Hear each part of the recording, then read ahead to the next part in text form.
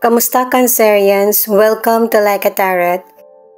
Alamin natin kung ano ang energy mo, ang energy ng person mo, ang energy ng relasyon. At sa uli, kukuha ko ng charms. Itong rune muna ang unahin natin.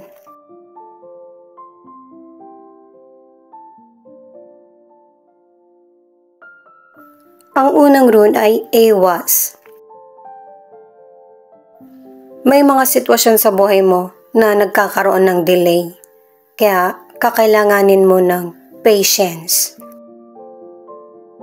Effective din yung connection mo sa spiritual para mas mag-guide ka sa tamang direksyon.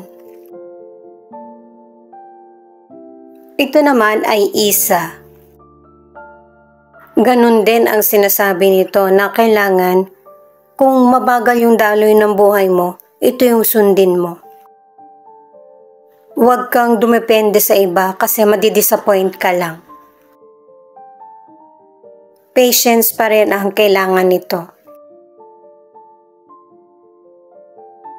Itong Fehu in reverse ay connected pa rin sa mga naunang bato na ang ibig sabihin kaya nagkakaroon ng delay sa buhay mo. Ang ilan sa inyo ang problem ay financial. O kaya yung nawala yung importanteng bagay sa iyo. At saka mag-ingat din sa mga biglaang desisyon, lalo na kung patungkol ito sa career. Hindi pwedeng basta aalis ka na lang sa trabaho mo nang wala kang pondo.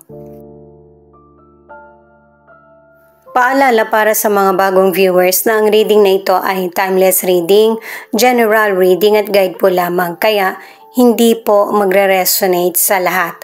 Kunin mo lang yung akma sa sitwasyon mo at kung kailan mo ito napanood, yon ang start ng 1 week reading para sa iyo. Ikaw na bahala magpalit kung si person mo ito o ikaw. Unahin muna nating alamin yung card mo.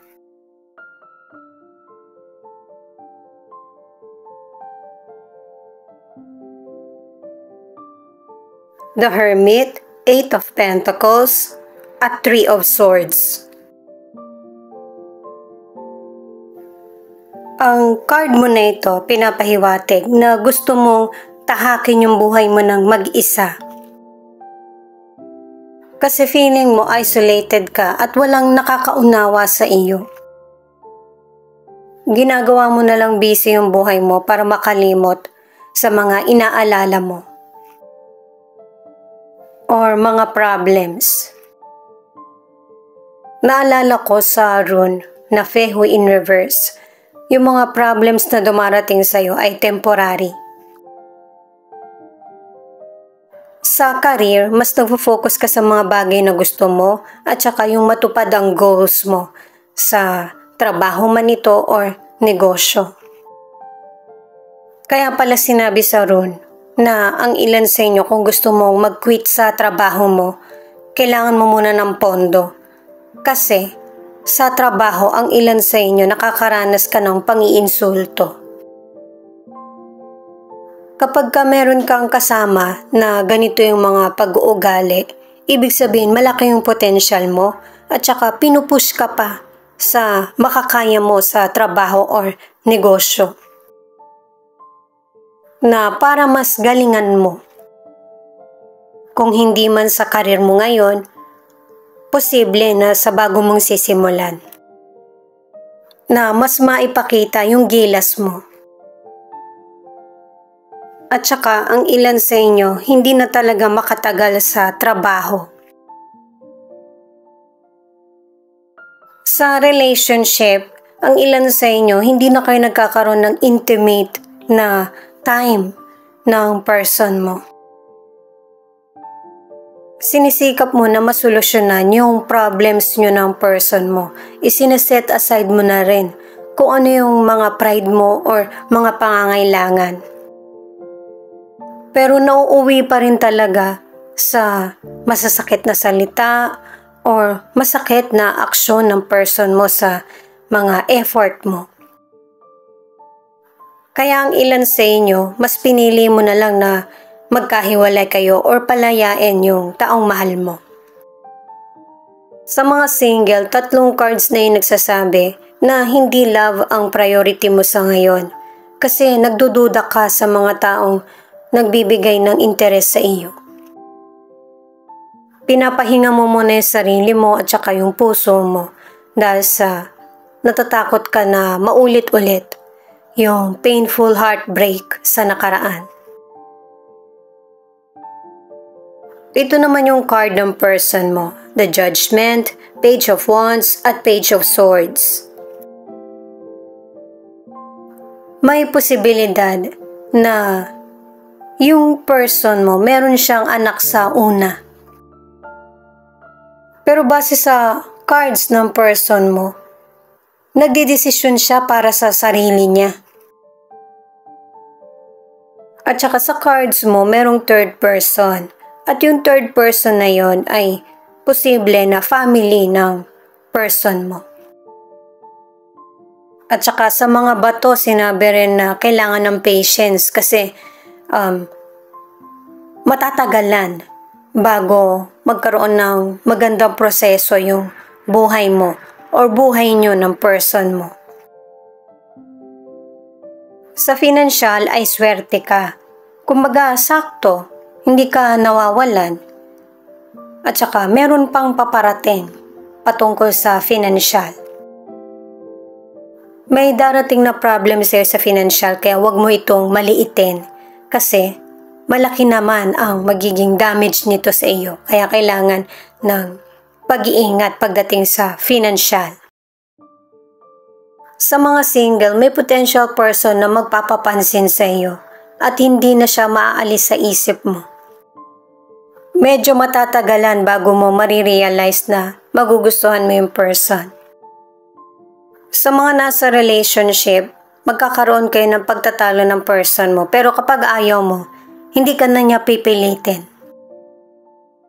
Bibigyan ka muna niya ng space na para i-condition mo yung sarili mo.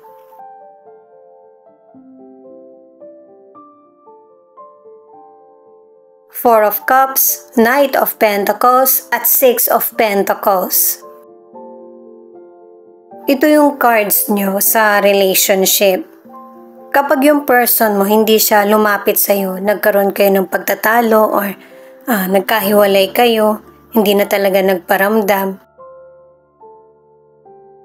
Hindi ibig sabihin gusto niya yung nangyayari. Ano man ang gender ng person mo, pinipili niya yung mga sitwasyon na makakaya niyang makontrol. Pero malakas yung energy sa cards na ito na isa sa inyo yung hindi makatiis. I-check mo talaga yung person kung okay ba siya. Yun ay dahil sa love mo kasi yung person. Pareho nyo kasing hindi kayang i-let go yung isa't isa. Sa health naman, mas piliin mo yung makakabuti sa kalusugan mo. Bawas-bawasan na yung paninigarilyo o kaya alcohol at saka ang ilan sa inyo may anemia. Mahirap yung wala kang stock na dugo sa katawan, mabilis kang manghihina, kaya kailangan ng sapat na pahinga at saka kumain. Mas maigi na magpatingin para yung recovery mo ay mapapabilis. At para sa ilang single, marami ka nang napalagpas na potential person. Yung iba pinanghihinayangan mo na wala sa iyo. Kasi nabaling sa iba yung atensyon niya. Itong additional card muna yung alamin natin. Tama itong justice para sa reading na ito. Kasi kung nagkakaroon ng painful na situation sa buhay mo, mas papanig sa iyo yung kapalaran. Hindi man ngayon, soon. Yun kasi yung nararapat na timing sa buhay mo. May mga tao pa kasing kailangan magkaroon ng realization at saka sitwasyon sa buhay nila bago mo makamit yung hustisya. Ituloy ko na para sa mga single na kahit na merong nagdaan sa nakaraan, meron pa ring darating sa iyo. Ipapakilala siya sa iyo ng kaibigan mo. Matulungin siya at saka maunawain na person.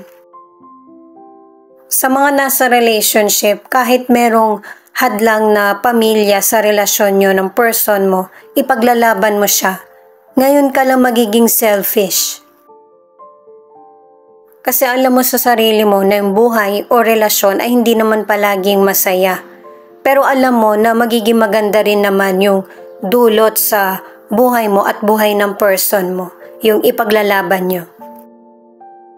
Makakamit nyo ng person mo yung kapayapaan, equality, at saka balanse. Itong card na ito ang nagsasabi na mas lalo ka nang naging aware sa mga sitwasyon o nangyayari sa buhay mo. At ipinapaunawa na yung ups and downs na nangyayari sa buhay mo ay parte ng journey na tinatahak mo. Itong card na ito ang nagpapaalala sa iyo na yung pain na nararamdaman mo pwede mong harapin or ipagpaliban. May mga options na ibibigay sa iyo ang universe na para masolusyonan yung problems mo. Itong last card mo naman, huwag mong hayaan na mas manaig ang takot sa iyo. Kahit na may mga panahon na ito talaga yung nangunguna. Yung takot at pagdududa. Kasi naka-3 cards ka na kayang-kaya mo yung mga sitwasyon na dumarating sa iyo. Kasi yung mga experiences ang magiging daan or paraan para mas ma-move ka sa higher place, sa lugar or sitwasyon na deserve mo. Siya nga pala, thank you sa mga nag-like, share, comment, and subscribe. Ingat po kayo palagi saan man kayo naroon. Ito naman yung charms na posibleng hanggang dito, makaresonate ka or hanggang sa mga tarot cards lang. Alamin natin kung ano yung ilan sa zodiac na tinutukoy o nangunguna sa reading na ito. Mas marami yung initials. Ito na yung zodiac signs. Gemini, Pisces, Sagittarius, at Taurus. Ito naman yung mga letters na posibleng andito yung initial ng person mo. Ikaw na lang bahalang tumukoy.